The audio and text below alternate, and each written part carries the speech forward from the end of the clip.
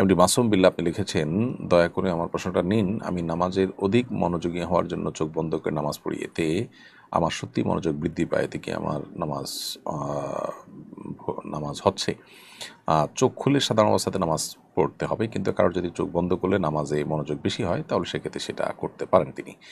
Saima Akter Shelley আপনি লিখেছেন, আমার স্বামী আমাকে বাপের বাড়ি যেতে দেয় না, মাকে ভুলে যেতে বলে, কিন্তু কিছুদিন পর পর মাকে দেখতে ইচ্ছা হয়। আমার বাচ্চার বয়স 5 বছর, ও নানার বাড়ি যেতে কান্না করে, আমার খুব মন খারাপ হয়, অস্থির লাগে, এটা আমার উপর জুলুম কিনা? স্ত্রীর বাপের বাড়িতে না যেতে দেওয়ার অধিকার স্বামীর আছে কিনা? অবশ্যই নাই, স্বামী সেটা জুলুম করছেন।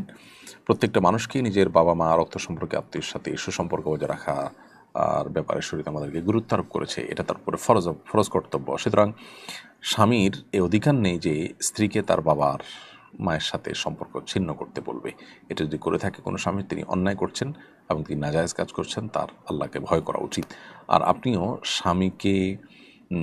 স্বামীর সংসারে যেহেতু তার অধীনে আপনাকে থাকতে হচ্ছে, তার নির্দেশকে লঙ্ঘন করেও আপনি বাবা মার সাথে দেখা করলে বা যোগাযোগ করলে আপনার গুনাহ হবে না। কিন্তু এক্ষেত্রে স্বামীকে তার ভুলটা বুঝিয়ে বা অন্য কারোর মাধ্যমে তাকে কাউন্সেলিং করিয়ে তারপরে আপনার অধিকারটা আপনি আদায় করে নিতে পারলে সেটা হবে সবচেয়ে ভালো আপনার দাম্পত্য সম্পর্কের জন্য।